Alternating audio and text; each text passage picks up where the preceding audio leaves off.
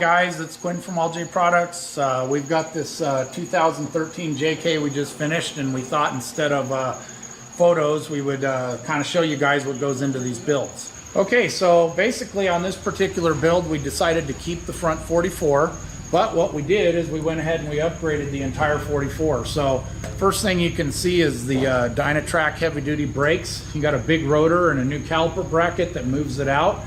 It's a great brake upgrade if you're going with a smaller tire, 33s, 35s, 37s. We like this kit. It works great. The guys like putting them on because it's real simple. You don't have to bleed the brakes. Next modifications, we've got the Curry steering. This is the brand new Curry steering, which works really good. Having good luck with the customers. They love this product. Obviously, we got an ARB diff cover. We got RCV axles, Dynatrac ball joints. We've got the RTEC C gussets. We've got the Curry mini skids to help beef up the control arms. We've got the RTEC truss, SD48 steering stabilizer from Old Man Emu. And pretty much you got about as bulletproof a 44 as you're going to get, short of switching the housing out. It makes a lot of sense. It beefs it up, keeps your tubes from bending. The RCVs are super strong. Curry skid plates are great. Everything's fabulous. So this is about as much as you can do to a 44, short of changing it out for an aftermarket housing. Okay, so also on this Jeep, after we got this front end all fortified, we did an AEV 3.5-inch dual sport. We like the AEV lifts. They work great on the highway. They work great on the trail. Their engineering and their ride quality is second to nobody. So this is a 3.5-inch dual sport. We did make a couple of upgrades to it. However, we did switch out all 8 control arms for the Curry control arms. Johnny joints, fully adjustable, nice and heavy duty. We like to use their arms. You'll see that we left the geometry correction brackets in the kit. A lot of people take them off. We like to use them. It really helps the vehicle handling on the road. Makes for a really outstanding ride. So on the AEV 3.5-inch dual sport, you've got a progressive rate coil spring, and you've got a tuned Bilstein shock that comes with the lift kit. When you buy one of these AEV dual sports, it comes complete. It's got the ProCal unit, it's got the jack base, it's got the springs, shocks, brackets, everything you need to finish the lift, which is great. There's a lot of the lifts you don't get everything, it doesn't ride as good, but this one rides fabulous and it includes everything you need. We elected to upgrade the control arms, which you don't have to do with the AEV, but we do it because he's going to be in some rocks and we wanted to beef it up a little, so we went with the full set of 8 Curry control arms. On the bottom of this Jeep, one thing we like to use is the rock hard skid plates. This is your engine, transmission, catalytic converter skid plate. Really awesome skid plate. It's got a nice little trap door here for changing the oil. A lot of the skid plates, when you change the oil likes to collect all over the skid. It makes for a really big mess. This little trap door, you unbolt this out of the dome here, you pull it down, you can get to your oil service really easy without making a mess. When you come back a little bit on the skid plate, you'll notice that Rockhard has these great little rock domes on here that protect the bolts. A lot of times you wonder if these things are gimmicks or not, but these domes actually work great. We service most of the Jeeps that we build here at the shop, and we take these off a lot, and it does help. Occasionally, if you get a little granite in there, you can chip it out with a screwdriver, but the bolts will always come in and out. So that's the skid, and then it's got this nice little skid over here that protects this exhaust joint over here. It gives it a little bit more strength. Behind that, we have the Rockhard transfer case skid. Makes for a nice clean underbelly of the Jeep. We also have the gas tank skid right here, which they have a bracket tying this all together, so it works as a system together. There's a lot of nice skid plates out on the market. I like these best.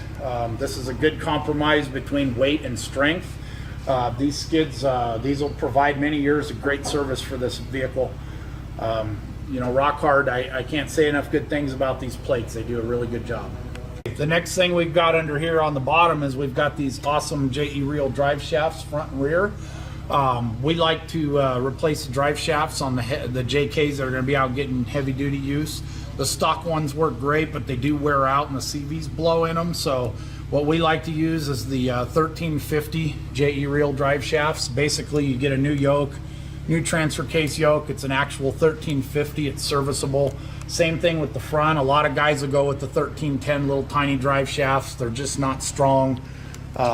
We like to always use the 1350s on a JK. It just makes it better.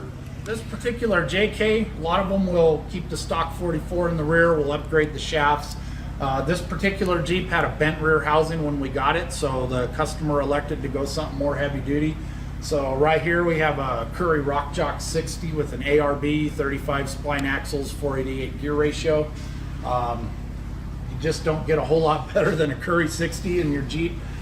This thing is great. It's got the skid plate down here at the bottom. The cover's rolled back so you don't drag the cover on the rocks. This is one of Curry's heavy duty covers. We did have to modify the track bar bracket because the AEV kit uses a taller bracket, and they've got this bend here to clear the exhaust. Because of the roll centers that they use with the kit, they use a slightly different bracket. So Casey, our fabricator, beefed up the Curry bracket, made it a little taller. We gave it some reinforcement, got it all aligned so it has the same geometry as the AEV Dual Sport kit requires. Bilstein shocks, Dynatrac brakes, just a really great rear axle. One of the things that we do here is sometimes your springs will get a little loose. We weld in a spring retainer at the top, and we add a spring washer at the bottom. Curry was already drilled and tapped for the bottom, so it makes it really easy. That way we don't have a problem losing coil springs on these JKs. That's something we do here at the shop. Another nice thing we like to do, we weld a little skid plate on the bottom here. It keeps these brackets from folding and just makes it a little bit stronger. So that's something we do here in the shop. Also, in case I forgot, we do have an ARB locker in this one. Obviously, when you replace the axle, you got to go with the new locker. We love ARB. So that pretty much takes care of the bottom of this Jeep. Just a lot of work goes into it. The guys at the shop here, they take a lot of time, details. We do all our own gears in-house here, so it's all built and everything by us here at the shop. So let's take a look. We'll lower it down and we'll take a look at the top of the Jeep. Before we get all the way down, here's a couple of mods that we do. This is the MCE Modern Classic Enterprises flexible fenders. We really like this kit. It's a lot nicer look. So these are really nice because they're flexible. You can hit them on stuff and they don't break. We've refitted the stock inner fender on this one, got it all trimmed up nice. This one, the stock flares had seen better days, so we decided to swap them out while it was here. Another nice thing we like about these MCE fenders, they're movable, they're flexible, they got the light integrated in it, and they've got a inner fender here. The way you cut this, it fits in behind there and actually works really clean. A lot of the aftermarket fenders don't really have a provision for the stock liner, so they just kind of flip and flop in there. But this is really clean. The guys do a good job putting these on. It's a great product. On the front of the Jeep, we have one of the aluminum Genrite winch guard bumpers. It's a really nice bumper, gives us a lot of mounting options for the winches. On this one, we did a Xeon 10. We also did a Viking winch line and Fairlead for it. We also added a provision for the IPF auxiliary lights that we like to use. These are the IPF 968s. It's a great light, good budget. The Warren Xeon 10S, really can't say anything bad about it. It's just an awesome winch. We've got dual Odyssey PC1500 batteries on a Moore tray. We love the Moore bracket. We do make a modification to it. We build our own battery hold down through the center here, and we make a nice big plate here that we can mount all this stuff to. So got our batteries nice and solid. So with this dual battery setup here, we modify the hold down. We got this plate here, and we mount all our accessories to that plate, so it makes a nice clean mount. This particular customer has a 40 amp circuit breaker that was already here with his ham radios. We've used a painless dual battery isolator. We've got a All J Products winch fuse here. We've got military spec battery terminals. So basically this system is all plug and play. We'll show you how it works on the inside of the cab. All right, so here we've got our S-Pod. John and Cindy and the guys over there do a fabulous job on these S-Pods. This particular S-Pod, we've got the lockers, we've got the reverse lights, we've got the air compressor. Everything mounted through the S-Pod makes for nice and clean installation. Here we've got an ARB compressor to run the locker and air up tires on a Dominion off-road bracket. Makes it really easy to get the bracket in there on these 2012s because they've just got, or 2013, not a lot of room in the engine compartment, so that's a perfect place for it. Okay, so on the inside of the car, this is a little panel that Daystar makes for switches that we modify for the painless and the dual battery management system. We take these LED voltmeters, one for each battery. You can see our driver's side battery is sitting at 11.7. Our passenger side is, or our auxiliary battery on the passenger side is at 12.5. Basically how this system works is when you flip this switch to the top position, you get a red light, and what that does is it jump starts the primary battery from the secondary battery, so that if you have a dead battery or you leave your ARB refrigerator on overnight, basically that allows you to jump start. This also has an off position which isolates the batteries, also has a green position which is charging both batteries while you're driving. That actually works off of the car, so when you turn the car off it shuts itself off. So that's your automatic mode. All right, and obviously we've got the S-Pod unit. We've rigged up to work the lockers, which are non-factory. We have the front locker hooked up to the S-Pod so that we can turn it on and off, and then we have the compressor and the rear ARB locker, so it makes it really easy. You don't have to use the dash switches. You can control your lockers from the S-Pod. This one is reverse light, and these two are for future. So basically on the rear here, we're almost finished with our little tour of this Jeep. This Jeep, when it got to us, had an AEV tire carrier. We love the AEV tire carrier. It works great. It's got the fuel caddy on here. We got the IPF reverse lights.